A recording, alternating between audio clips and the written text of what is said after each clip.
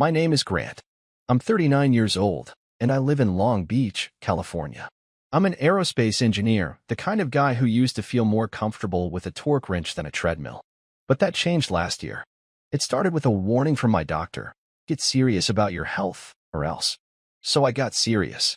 I cut carbs, joined a strength program, and started running before sunrise.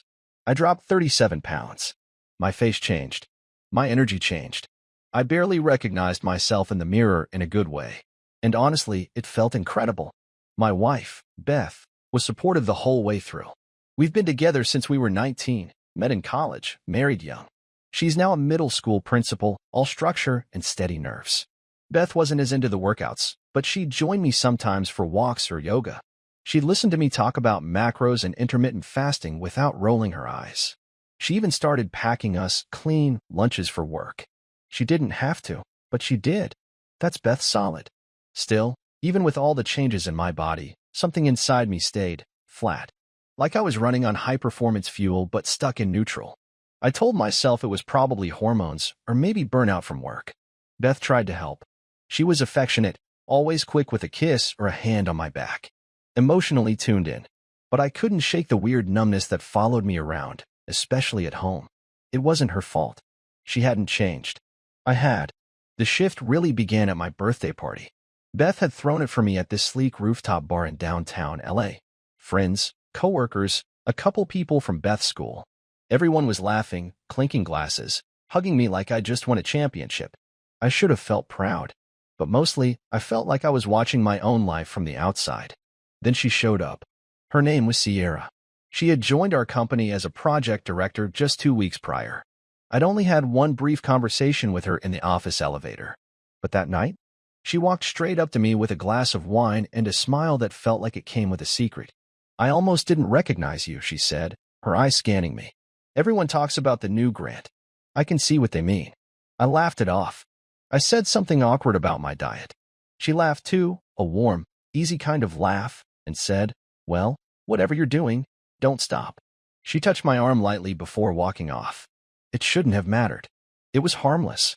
But the part of me that had been dull for months suddenly sparked. That flicker of being seen. Not for who I'd always been, but for who I was becoming. I didn't tell Beth about Sierra. There was nothing to tell. Not yet. But that week, Sierra and I bumped into each other more often. In the break room. In meetings.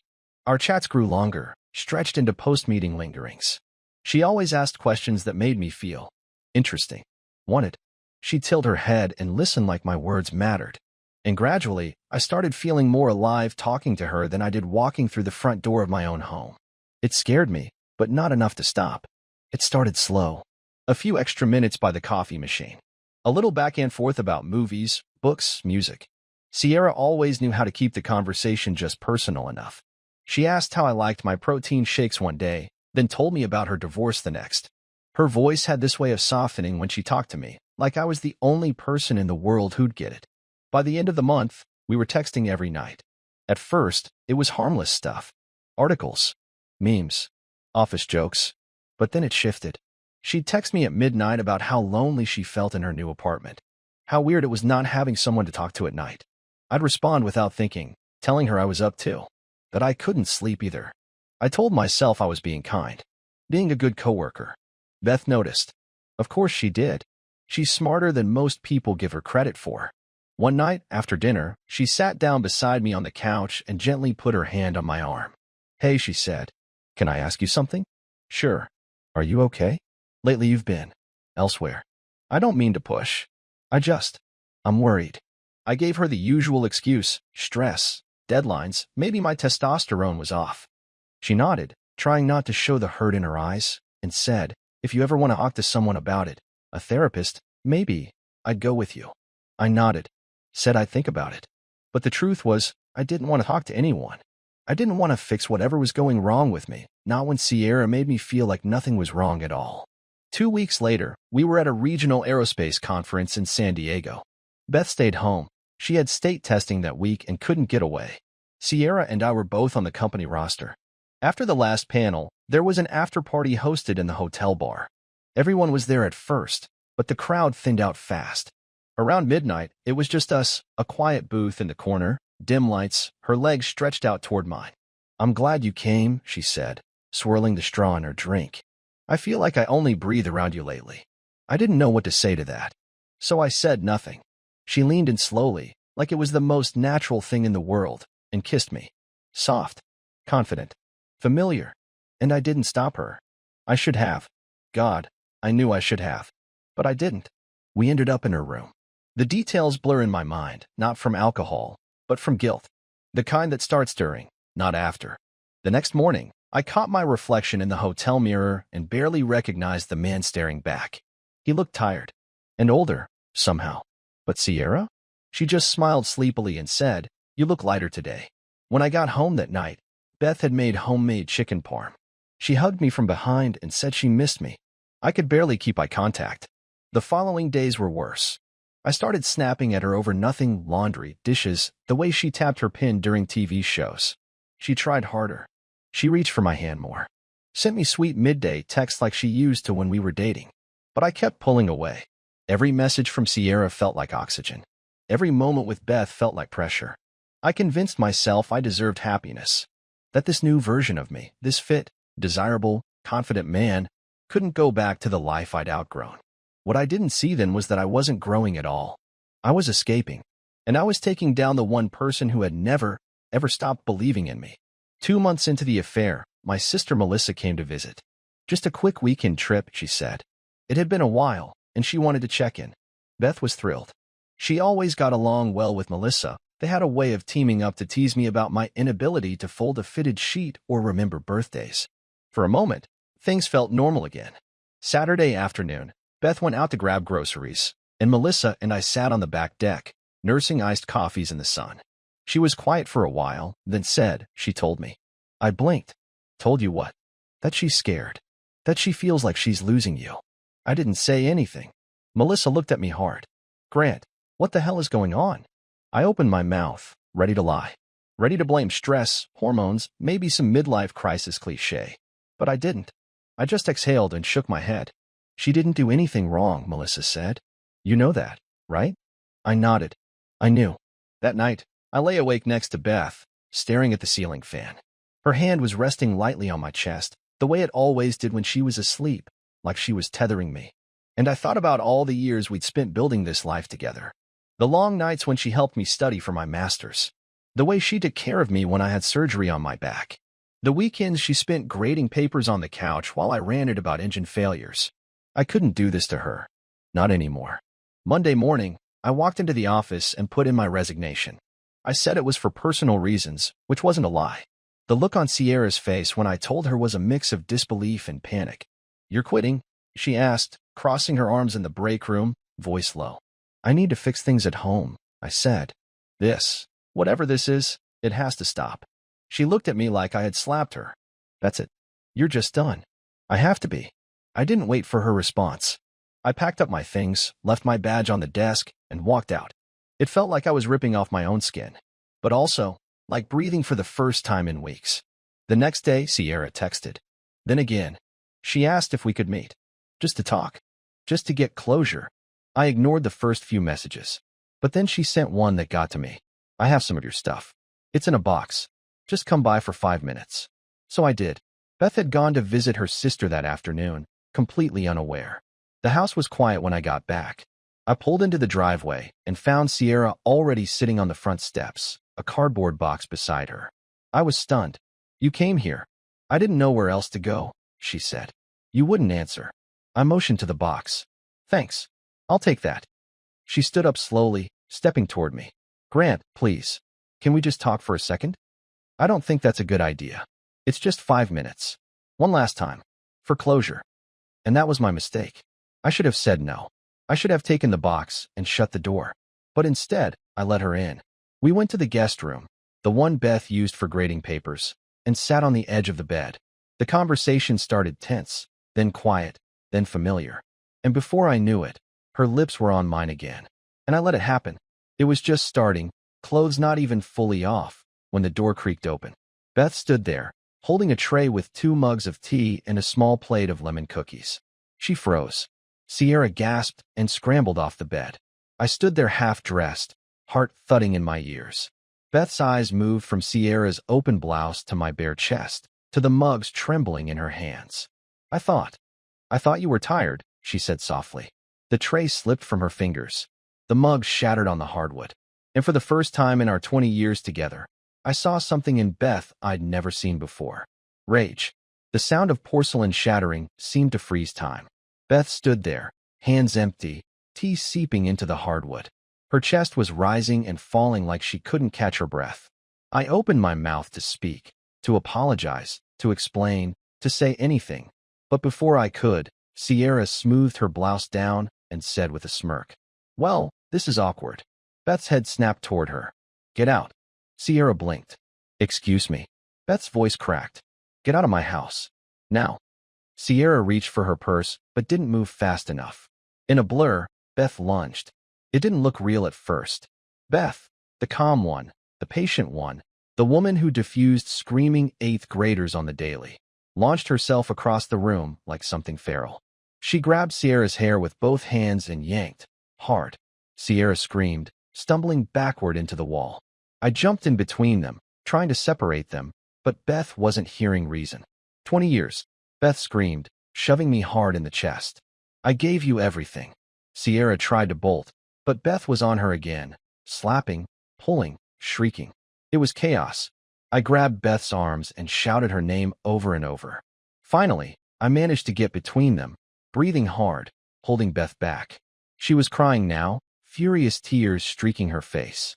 Sierra had fallen to the floor near the hallway, holding her head with both hands. There was blood, not a lot, but enough. And just then, I heard it, a neighbor's voice outside. "Someone call the police." I looked out the front window. The curtains had shifted. Our front door had been cracked open. At least 3 neighbors were on the lawn, phones in hand, watching. 5 minutes later, the sirens came. 2 officers stormed into the house, guns holstered but hands on their belts, demanding everyone stay where they were. Sierra was sobbing now, sitting cross-legged on the guest room floor, cradling her head. "She attacked me," she cried, pointing at Beth. "She just lost it." Beth was trembling. She didn't argue, didn't protest, just stared at me. "Ma'am," one officer said gently, "I need you to come with me." Beth didn't move. I stepped forward. "Please, can't we just—" Another officer cut me off. "Sir, you need to back up. She's being detained for assault." They handcuffed her in our own living room, walked her past our wedding photos, past the school district awards, past the framed picture of our son's first day of college, which now hung crooked on the wall. Sierra was taken to the hospital for evaluation. Mild concussion, superficial injuries. Enough for a report. Beth was arrested, charged with aggravated assault. And me? I was left alone. Our kids, our 2 boys, arrived later that night after hearing from their aunt. I had to sit them down and explain what happened. I didn't go into detail. I couldn't. My older son, Caleb, just stared at me with disgust. "You cheated on her?" he said. "Here." I nodded, unable to speak. He stood up. "Don't ever contact me again." My youngest, Drew, didn't say a word, just walked out the door. News traveled fast. By morning, my phone was full of voicemails. Beth's parents, my parents, friends from work. Everyone wanted to know what happened. But I only remember one voice clearly, a man I didn't even recognize. "This is Ryan Sinclair," he said coldly. "I'm Sierra's husband." That was the moment my knees buckled. I didn't know she was married. She never said. "She's divorcing me," he said. "She told me everything. And don't worry, I'm telling everyone else too." He made good on that promise. By noon, the story was out. The affair, the fight, the arrest. My kids knew. My in-laws knew. My company knew. I didn't just blow up my marriage. I set fire to everything. And I was the one who struck the match. The story didn't stay quiet for long. By the end of the week, local blogs had picked it up. "Well-known school principal arrested in domestic assault." That's how they worded it. No mention of me. No mention of Sierra. Just Beth, in handcuffs, her mugshot plastered online. Eyes swollen, hair pulled back hastily. And I was the reason. My parents stopped speaking to me immediately. My dad left a voicemail the day the article hit. "You disgraced this family one more time. Don't bother showing your face again." My mom didn't call at all. Beth's parents were worse. They sent me a certified letter, a formal notice that they were pursuing civil damages if I attempted to interfere in the proceedings. They blamed me for the media fallout, the legal bills, the trauma. And they weren't wrong. Our sons refused to come home. Caleb, our oldest, sent one email. Until mom is cleared and safe, I'm staying with her. Don't contact me again. You don't get to talk about love anymore. Even Drew, my quiet kid, stopped replying to texts. I tried calling once. He hung up. The trial began 6 weeks after the arrest. Beth had made bail and was placed under house arrest at her sister's. An ankle monitor. No visitors without clearance. She didn't want to see me anyway. I showed up in court every day, sitting in the second row behind the prosecution. Alone. I wasn't there for sympathy. I knew I'd burned that bridge. I came because I had to see what I'd done. I had to look it in the face. Sierra testified first. She wore a silk blouse and a cast on her wrist. Her voice trembled, soft and wounded, rehearsed. She told the court that she'd been assaulted without warning, that she came by to return a box of items from work and was ambushed in the guest room, that Beth had grabbed her by the hair, thrown her down, and screamed obscenities while hitting her. None of it was technically false, but it wasn't the whole story either. She didn't mention the affair, not until cross-examination, when the defense attorney forced it out. Were you involved in a romantic or physical relationship with the defendant's husband? The attorney asked. Sierra glanced toward me, then looked away. Yes, she whispered. But that's not why I came over. The gallery murmured. The judge pounded her gavel. Sierra's husband wasn't in the room, but his statement was entered into evidence. Confirmation of the affair, the lies, the betrayal. It was humiliating, but it got worse. Beth took the stand last. She looked empty, not angry, not sad, just exhausted, pale, small, like someone who hadn't slept in months. Her attorney asked her to recount the moment she walked into the guest room. Beth's voice cracked. I thought he was trying. I made tea. I made his favorite cookies. I wanted to talk. She paused, eyes brimming. And when I opened the door, he wasn't alone. Her whole body trembled, but she kept talking. She explained the anger, the shock, the betrayal, that she didn't plan to attack anyone, that her world shattered and she reacted. Stupidly, but honestly. Then she said something that gutted me. I was planning a vow renewal. For our 20th anniversary. A trip. A surprise. She choked back a sob. I had the tickets booked. A ceremony in Greece. He didn't know yet. I was going to tell him that night. The courtroom went still. I turned cold. Caleb stood up from the back row. He walked straight out, hands clenched. Drew followed. And that was the moment I finally broke. Not from the trial. Not from the headlines. But from watching the woman I'd betrayed cry in front of strangers, still trying to explain her love for a man who had destroyed her. Me. Beth didn't go to prison. The judge gave her 2 years of probation, anger management, and mandatory therapy. She was removed from her job as principal and placed on administrative leave indefinitely. But the worst part for her wasn't the court sentence. It was the silence from our sons. After the trial, they went with her to her sister's place. They never came home. I stayed in the house for a while, or what was left of it. But it didn't feel like home anymore. Every room reminded me of something I'd broken. Her coffee mug still sat in the sink. The picture frames were still on the walls, crooked from the police storming in that night. I couldn't even sleep in our bed. I stayed on the couch. 2 weeks later, I got a letter from the licensing board. Due to the public nature of the scandal and internal ethics violations during my time at the company, including an undisclosed romantic relationship with a subordinate, my license was suspended pending further review. In other words, I was done. No more engineering. No more 6-figure salary. No more respect. I applied for jobs. Nobody called. The rumor mill did what it always does, quietly and completely. I became the guy from that case. The one who had the affair, caused the scandal, and ruined a respected educator's career. Eventually, I moved into a 1-bedroom apartment above a dry cleaner's in Torrance. Peeling paint. Low ceilings. The kind of place where no one asked questions because everyone had their own mess to deal with. I took whatever jobs I could find. Seasonal inventory shifts. Weekend cashier gigs. I worked retail over the holidays and sorted packages at dawn. Once, I saw one of my old colleagues at Target while I was restocking shampoo. He looked at me like I was a ghost. The first time I mailed a letter to Beth, I wrote 5 drafts. I kept it short. I said I was sorry. I told her I never stopped loving her. I told her I understood if she never wanted to see me again. The letter was returned unopened. Refused by recipient stamped in red on the envelope. I sent 3 more over the next year. Same result. I tried writing the boys too. I poured everything into those letters. No excuses. Just honesty. Pain. Shame. Memories from when they were little. I told them I still had the blanket Drew used to drag everywhere. That Caleb's first bike helmet was still in the garage when I moved out. They didn't respond.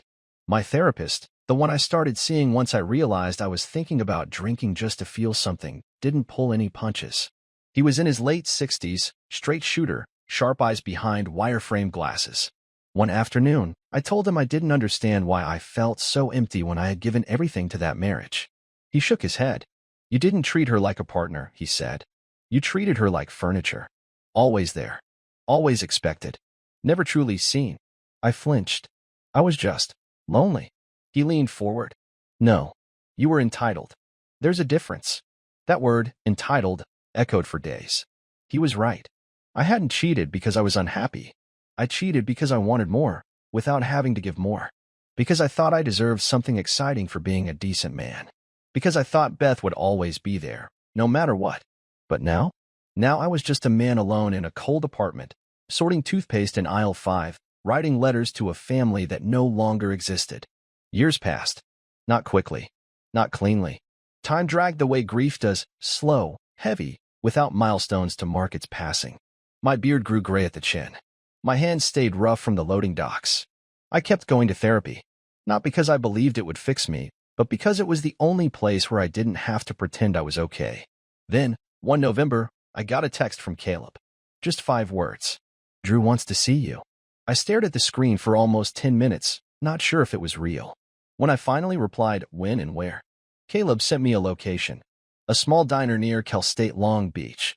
The same place I used to take them for pancakes after soccer practice. Drew was taller than I remembered. His voice deeper. He sat across from me in a flannel shirt, hands folded in front of him, shoulders stiff. He didn't hug me. He didn't smile. But he was there.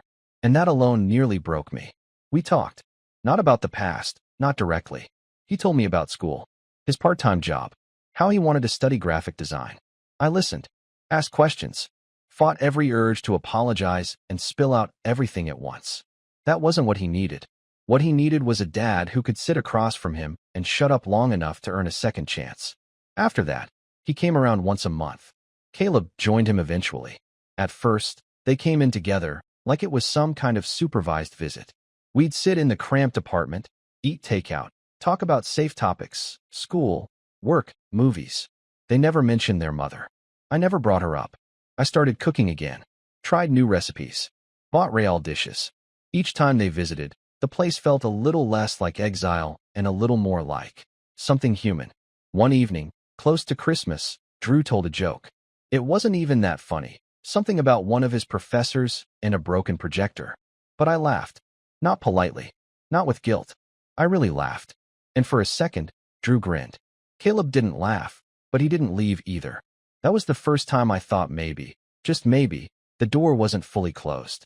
One quiet Sunday afternoon, while we were cleaning up, Drew mentioned something offhand. Mom tried to visit you once, he said. A couple times, actually. She wrote, too. Letters. Years ago. I stopped drying the plate in my hand. She did. Yeah, he shrugged. Said she couldn't hate you forever.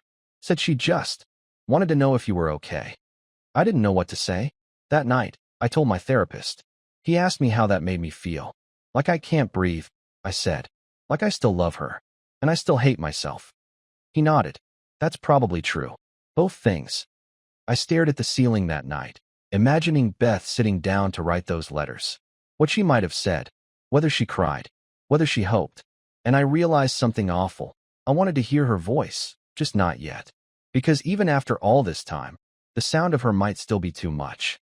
Because love, when twisted by guilt, doesn't always heal. Sometimes it just lingers. The twins turned 18 in June.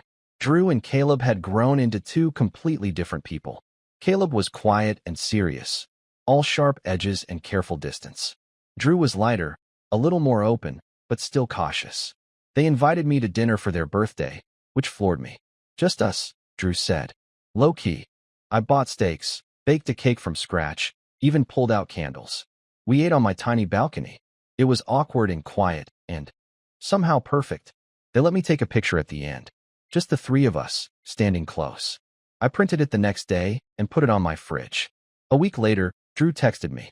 We're doing something at Mom's place the day before. Just a few friends. Chill vibe. I read it twice. My stomach sank a little, but I typed back. Sounds good. Have fun. Thanks for letting me know. I thought that would be the end of it. But then I ran into Nate, an old work friend, at the hardware store. He looked at me like he was about to say something and then hesitated. You and Beth, back together? I frowned. What? He raised an eyebrow. Oh, guess not. Just heard she mentioned something about maybe seeing where things go. After the birthday stuff. I didn't respond. I just nodded slowly and paid for my cock. That night, I couldn't sleep. I kept replaying it in my head. Beth thinking there was something to rekindle. Beth talking about us as if we could ever go back. But I had nothing left to give her. Not forgiveness. Not rage. Just disappointment. The next day, the evening of the party at her place, I was at my brother Evan's house, where I'd been crashing for a few nights while we did drywall repairs at my apartment. I was just settling in when headlights flashed through the front window. Beth. She stepped out of her car holding something. A worn manila folder, thick and bent at the corners. Evan raised an eyebrow from the kitchen. You want me to step out? I shook my head. No. Stay close. She rang the doorbell. I opened it slowly. Beth looked thinner than I remembered. Hair pulled back in a low bun. No makeup, just raw and real and shaking slightly. I won't stay long, she said. I wanted you to have these. She handed me the folder. Inside were all the letters she'd written and I'd never seen. The ones she sent before I moved apartments, before I cut contact. She was crying now. I don't want to change your life. I just wanted to say I'm sorry. That I forgive you. That I never stopped hoping. I stared at her. Then I handed the folder back. Beth, I said, calm and tired, I'm glad you found peace. But I can't be part of it. Her face collapsed. She tried to speak, but I gently closed the door. Behind me, through the glass, I heard her sobbing. Drew and Caleb had seen everything. They were parked across the street, still in their party clothes. I caught their eyes as I turned around. Drew met my gaze. Caleb looked down. Neither of them said a word. They just walked inside and quietly closed the door behind me. It wasn't supposed to be public. But a few weeks after the scene outside Uncle Evan's house, someone found it, Beth's anonymous post on a divorce support forum. Long and emotional. Full of regret. She didn't name names, but anyone who knew our family would know it was about us. She wrote about how she'd never stopped loving my dad. How the affair wasn't really about the other woman, but about his broken heart. How she still believed reconciliation was possible for the boys, if nothing else. Caleb saw it first. I remember finding him in the living room, fist clenched around his phone, jaw locked. He didn't speak for a long time. Just paced. Then, finally, he sat down and opened his laptop. He didn't say what he was writing, but I saw the title at the top of the document. A son's response. I didn't read it until he posted it. It wasn't angry. Not like I expected. It was something worse. Cold, measured, devastating. He began by explaining how he grew up seeing Dad as quiet, steady, boring even. How he rolled our eyes at his routines, his gym habit, the way he triple-checked the locks every night. But then Caleb wrote. When Dad left, I thought he was weak. When I saw what he survived, the guilt, the shame, the silence we all gave him, I realized he was stronger than any man I've ever met. He didn't excuse the affair. He didn't pretend it hadn't wrecked our family. But he pointed out how Dad took every hit. Never blamed anyone. Never lashed out. Just took it. Accepted the consequences. He compared that to Mom's post, her way of painting herself as both victim and hero. My mother was betrayed. That part is true. But in the years since, she's rewritten the story so many times that she doesn't seem to notice she's still holding the pen. Then came the part that made my throat close up. Dad didn't ask us to forgive him. He never once demanded we take his side. He just stayed still, stayed open, and let us come back when we were ready. That's love. Not ownership. Not performance. Not a public diary begging for sympathy. He talked about Beth's letters, how he knew she had sent them, how she cried at every court hearing, but also how she made everything about her redemption, not Dad's healing. And finally, he ended with this. To the woman who raised me, please stop. Stop trying to stitch the past together into something whole. We're not broken because of what happened. We're broken because no one let it stay broken. We needed space. You gave us a narrative. There's not going to be a reunion. Not with Dad. Not with the family that existed before. And honestly, that's okay. Some bridges need to burn so no one ever tries to cross them again. We love you, but we don't trust you. Not with the story. Not with our memories. And not with him. It went viral in our town. People whispered. Teachers, neighbors, extended family, everyone knew. Mom didn't reply publicly. She didn't need to. Because Caleb's words were final. Not cruel. Not petty. Just clear. And more honest than anything I could have said. For the first time, I didn't feel like the villain or the victim. Just the father of a son who finally understood everything.